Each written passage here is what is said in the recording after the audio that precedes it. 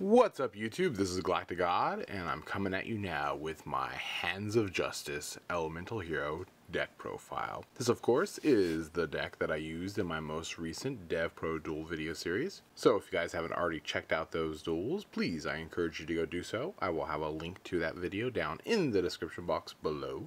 Alright, so I'm going to go ahead and get started with the profile. So like with most hero decks, there's not a high level amount of monsters in here. So to start things off, we are playing 3 copies of the Neos Alius, and then 3 copies of Elemental Hero Bubbleman. And this really completes our hero portion of the deck. Now I know back in the day, the Bubble Beat hero deck only utilized just the 7 hero monsters, and it still worked pretty effectively. And although this deck does have more than 7 monsters, it does still run a pretty low amount. So to finish rounding them off, we have our 3 Ice Hands, very cool, and then of course our 3 Fire Hands. And that really rounds up the monster count for the deck. Now one of the ways that heroes are able to get around having such a low monster count is that they have a lot of cards that kind of tutor into them. Such as essentially 4 Rotas in the deck. We have our actual Rota, and then we have the 3 E-Calls. So we have, these spots taking up what would normally be monster cards, and they allow us to thin our deck out and get to our monster cards that much faster. In conjunction with them, we also have 2 copies of A Hero Lives, and 2 copies of Pot of Duality. All these cards will help us get to either our monster or one of our Rotas or E-Calls. From there, we have 3 copies of Miracle Fusion, 3 copies of Gemini Spark, 2 copies of Super Polymerization, 2 copies of Mystical Space Typhoon, 2 copies of Forbidden Lance, and then the 1 Dark Hole to kind of round up the spell count.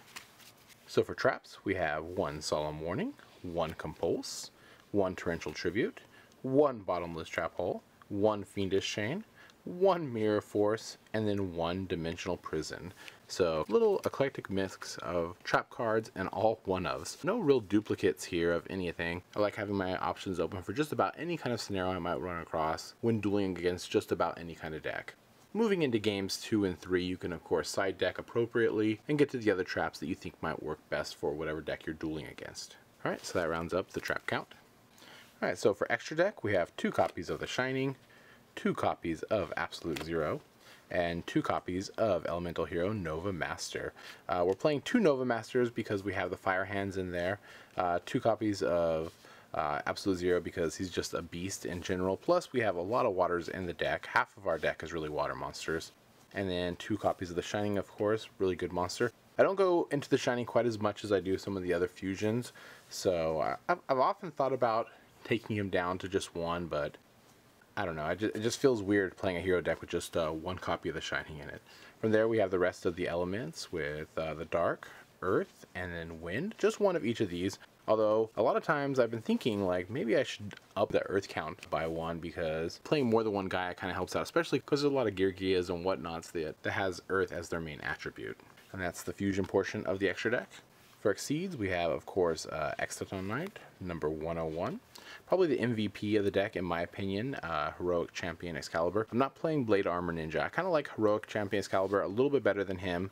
If there was more room in the extra deck, I of course would be playing Blade Armor Ninja as well, but I kind of had to choose between them, and I think Heroic Champion Excalibur is just a little bit better, at least in my opinion. The 4,000 attack boost I think comes in a little bit more handy rather than attacking twice, just because there's so many really big monsters out there, and once you make him 4,000, he can get around just about anything. I mean, he can even crash himself into an obelisk, so that's pretty impressive.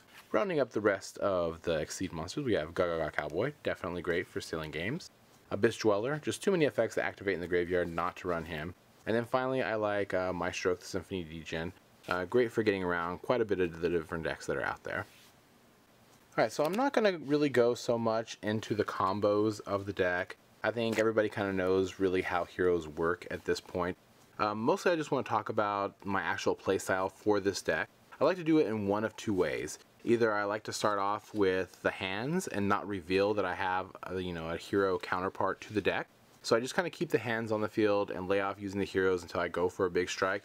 So my opponent really doesn't know, what I'm usually utilizing the hands in, whether it's just a hand deck or, if it's like a combination of that with another deck. They don't know what that other combination is. And on that same token, if I start off using heroes, like I gotta summon maybe a Neos Alius along with, setting a Gemini Spark, or maybe setting one of my monsters and setting a Super Poly or something of that nature, and then going into a fusion play, I don't like to immediately let my opponent know that I'm also using the hands, so I will go ahead and kind of hold off on them for a little while until I start setting them, and then my opponent kind of thinks, well, maybe I'm setting a Bubbleman or some other kind of weird hero monster, and they don't really think anything, and they just figure some kind of expendable card or some kind of minor deterrent so I don't take as much life point damage, and they go ahead and smack into it, and that's when they hit one of the hands, and then they're like, oh my gosh. And for my personal kind of play style and the way I kind of like to utilize the cards, I think this kind of works for me. Alright YouTube, and there you have it. This of course was my Hands of Justice Elemental Hero deck profile. Once again, if you haven't seen any of the DevPro duels where I utilize this deck, I encourage you to go check it out. I'll have a link to that video down in the description box below. Also, if you guys have any ideas on ways that I can improve the deck, or just your general thoughts on different variations of how to utilize heroes and hands together, let me know those down in the comment section below. And I guess that's going to do it for now. This is GalacticGod, out.